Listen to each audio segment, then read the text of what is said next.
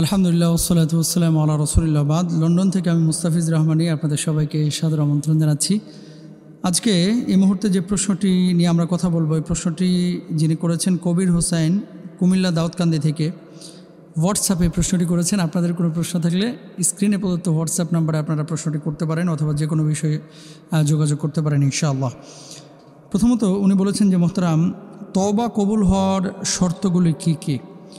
খুবই গুরুত্বপূর্ণ একটি বিষয় যে তওবা আমরা জীবনে প্রত্যেকেই করি, কেউ বেশি তওবা করি, কেউ কম তওবা করি।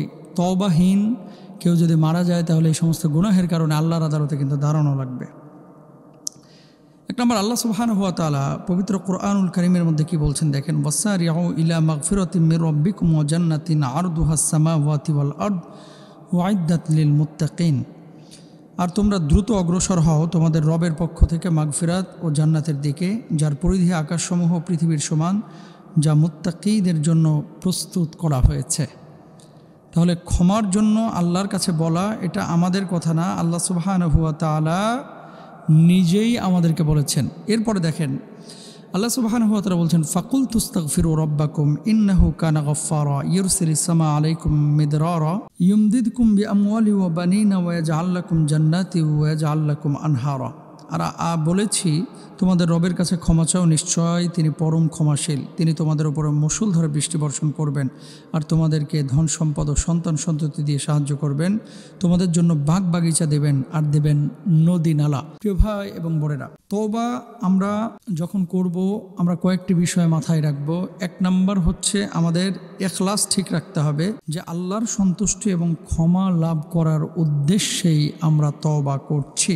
অন্য কাউকে দেখানো, খুশি করা বা দুনিয়াবি কোনো লাভের জন্য তওবা করলে আল্লাহর দরবারে ওই তওবা কবুল হয় না। 2 নম্বর, পাপ কাজ পরিত্যাগ করা। পাপ কাজ পরিত্যাগ করতে হবে। পাপ কাজ, যে পাপের কারণে আল্লাহর কাছে আপনি তওবা করছেন, অনুতপ্ত হচ্ছেন, লজ্জিত হচ্ছেন, এই পাপটা আর জীবনেও কখনো করবেন না, এ ব্যাপারে দৃঢ় সংকল্পবদ্ধ হতে হবে। যদি আবার ওই পাপ কাজে আপনি জড়িত হন তাহলে এই তওবা আল্লাহর দরবারে কবুল হবে না। 3 নম্বর, গুনাহের জন্য অন্তরে সত্যিকারের লজ্জিত অনুতপ্ত হওয়া। কেউ যদি গুনাহের জন্য অনুতপ্ত না হয়, শুধু মুখে মুখে তওবা তওবা বলে, তাহলে এই তওবা কবুল হবে না। 4 নম্বর, ভবিষ্যতে ওই গুনাহের দিকে আর ফিরে না যাওয়ার দৃঢ় সংকল্পবদ্ধ হতে হবে।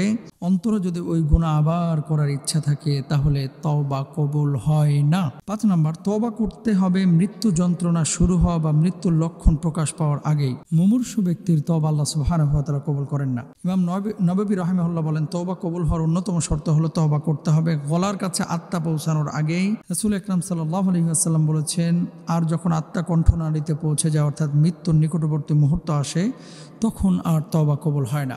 তাহলে এখান থেকে আমরা ক্লিয়ার বুঝতে পারলাম যে আসলে তওবার জন্য শর্ত কি কি। আমাদের অনেক ভাই এবং বোনেরা আছেন, একটা গালি দেওয়ার পরে, খারাপ কাজ করার পরে এরকম মুখে থাপ্পড় দেন যে তওবা তওবা তওবা, বাম দিকে 3 বার থুতু নিক্ষেপ করেন। শুধু এইভাবে তওবা করলে আল্লাহ রাব্বুল আলামিন তওবা কবুল করেন না। সুতরাং বি কেয়ারফুল, আমাদেরকে যত্নশীল হতে হবে এবং আমাদেরকে তওবার জন্য প্রিপারেশন নিতে হবে। যেভাবে আল্লাহ সুবহানাহু ওয়া তাআলা তওবা করতে বলেছেন সেভাবেই তওবা করতে হবে এবং দৃঢ় সংকল্প করতে হবে যে আর জীবনে আমি এই পাপ কাজ করব না।